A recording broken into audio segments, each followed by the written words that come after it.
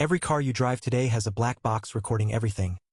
Speed, braking, steering, even the exact moment you hit the gas. The wild part? Your insurance company, the dealership, and law enforcement can all access that data without you knowing. In a world where EVs are exploding, luxury sedans are getting weirder, and prototypes are being abandoned in fields, that little black box is watching every move. Stick around, we've got 12 stories that'll change how you think about what's happening on the road right now.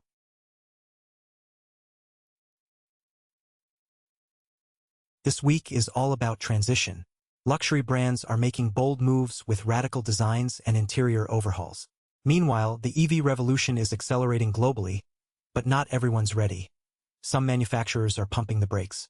And we're seeing abandoned prototypes and lost automotive history popping up everywhere, reminding us that the race to the future is leaving some serious engineering on the table. Let's dig in.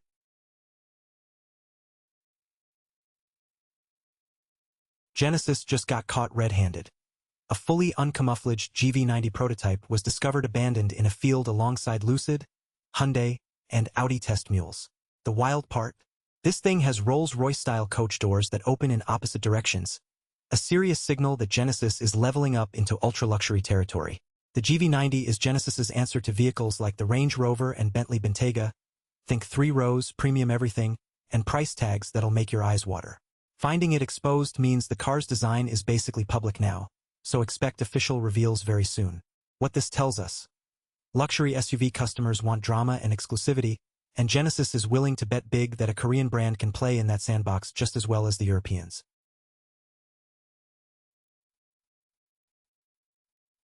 Global EV sales hit 1.6 million units in just April. That's 5.6 million year-to-date in 2026. Europe and China are the real drivers here, with European buyers snapping up EVs and Chinese manufacturers crushing it on the export side. This isn't just a number. It's a shift in power. China is no longer just building for its home market. It's flooding the world with competitive EV options that traditional automakers are scrambling to match. For the average buyer, this means more choices, better pricing competition, and pressure on legacy brands to innovate faster or get left behind. The takeaway: if you're shopping for an EV in the next year or two, you're going to see way more Chinese and Korean options on the lot, and they're going to be seriously competitive. Mercedes just gave us the full interior reveal of the 2027 S-Class, and it's a masterclass in understated luxury. We're talking minimalist dashboard design, a massive floating display, yeah, that questionable screen everyone's talking about, premium material that feels genuinely rich, and tech integration that's seamless rather than overwhelming. The new S pushes away from the everything is a screen mentality that plagued earlier models and embraces space, air, and simplicity. For buyers, this is about the philosophy shift. Mercedes is saying that luxury in 2027 means feeling calm and in control, not drowning in digital clutter. It's a return to what made the S-Class legendary. An environment where you want to spend time, whether you're driving or being driven.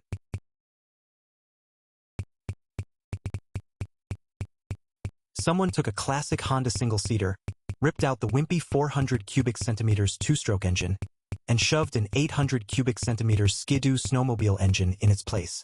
The result? 100 extra horsepower and a machine that's headed straight into Dax Shepard's car collection. This isn't engineering in the traditional sense. It's the kind of creative, seat-of-your-pants problem-solving that keeps automotive culture alive. What matters here is that it works, it's hilarious, and it proves that you don't need a factory budget to make something genuinely special. For enthusiasts, this is a reminder that the best builds often come from people who say, "Why not?" instead of "Why?" And that's where real innovation lives, outside the boardroom.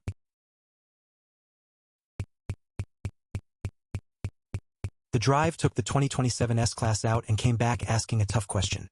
How do you review a car that's nearly perfect except for one glaring aesthetic choice? The conclusion is that Mercedes nailed the fundamentals: handling, comfort, technology, ride quality. But that massive central screen design is polarizing and arguably breaks the visual harmony. Here's why that matters.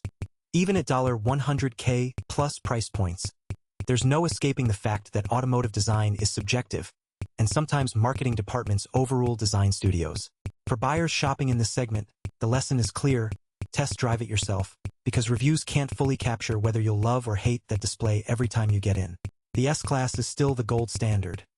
That screen is just a reminder that perfection is closer than you might think.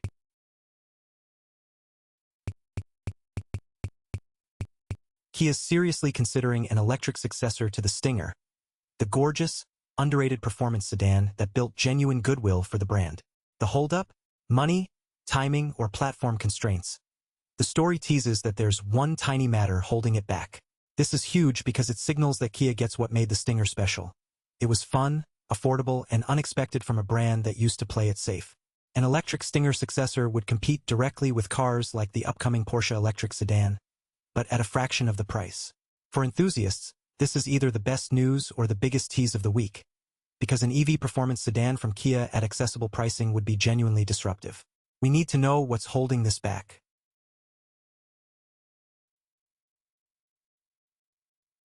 The exterior shots of the 2027 S-Class show a subtle evolution rather than radical reinvention, cleaner lines, refined proportions, and what Mercedes calls sensual purity. The headlights are sharper, the grille is more integrated, and the overall silhouette feels lighter despite being a full-size luxury sedan. It's the automotive equivalent of a master painter's subtle brushstroke. Not flashy, but undeniably sophisticated. What's interesting is how Mercedes is positioning this against the rising competition from EV-first luxury brands like Lucid and Polestar. The message: we've been building beautiful cars for 80 years, and we're not about to stop. For buyers, this means that traditional luxury is doubling down on elegance and heritage as its competitive advantage, knowing that younger brands can't manufacture that kind of legacy.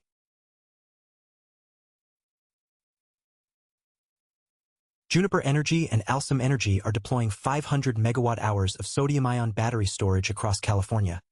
A huge bet that sodium-ion tech is ready for prime time in extreme climates. Why? Lithium-ion batteries struggle in high heat, but sodium-ion doesn't. It's cheaper, more abundant, and handles temperature swings better. This is infrastructure news, but it directly impacts you because stationary battery storage is what makes the grid stable enough to support millions of EVs charging simultaneously. California is essentially saying, we're all in on EVs, so we need backup power that works in 120-degree heat without breaking the bank. For EV owners, this is your signal that the charging infrastructure is evolving beyond just plugging in. It's about the entire energy ecosystem supporting your vehicle. This is the unsexy but critical side of the EV revolution.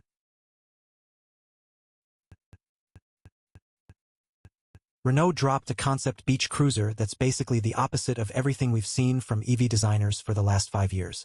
It's retro-inspired, playful, low-key, and designed to make you want to just cruise and exist, not optimize your range or maximize cargo space. The design is a statement against the sterilized, corporate EV look that's plaguing the market right now. Here's why it matters. Design diversity breeds market diversity. If manufacturers start taking risks and making EVs that appeal to different personalities, not just efficiency-focused buyers, the segment grows. For enthusiasts frustrated by cookie-cutter EV styling, this is proof that designers still have creative ideas waiting to break through corporate gatekeeping. Some manufacturer needs to actually produce a car like this. NEVS closed the Saab factory in Trollhättan, Sweden, and left behind 7 working prototypes, including one Hongqi model, that are now heading to auction. This is bittersweet because these weren't just abandoned. They represent years of engineering work and the last heartbeat of what was once an iconic independent brand. Saab died, but its ghosts are still valuable enough to sell at auction, which tells you something about the engineering credibility the brand built. For car enthusiasts, this is a reminder that behind every corporate failure are real engineers who tried to build something great. Those prototypes could be collector's items or blueprints for future independent EV makers who want to learn what Saab attempted before they ran out of runway.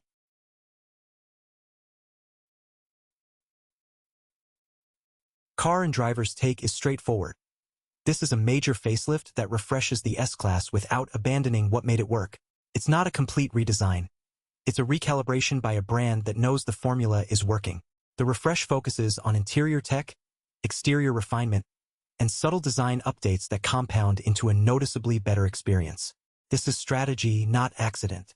Mercedes is buying time before the next full generation while keeping the S-Class competitive against newcomers. For buyers considering this segment, renewed is code for proven formula that just got better without taking unnecessary risks. The S-Class plays it safe because it doesn't have to play it bold. It's still the benchmark.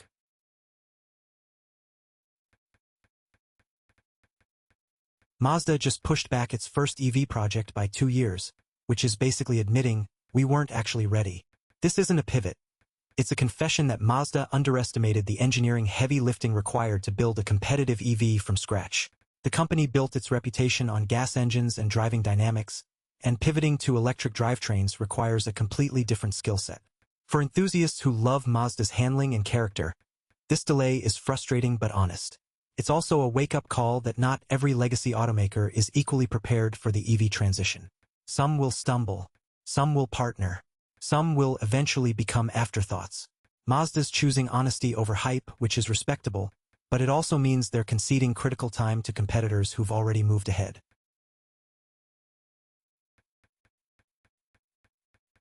This week tells the story of an industry in flux. Luxury brands are doubling down on design and heritage as their moat. Mercedes is proving that elegant evolution beats radical reinvention. Meanwhile, the EV revolution is accelerating globally, with China leading exports and California building the infrastructure to support mass adoption. But not everyone's ready. Mazda's honest delay reminds us that the transition isn't smooth for everyone. We've got abandoned prototypes, lost automotive history, and bold concept cars showing what's possible.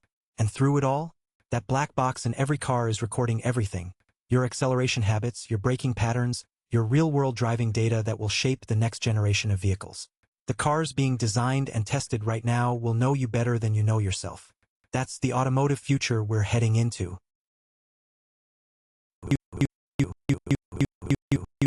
Here's the question for the comments. Which story excited you most this week?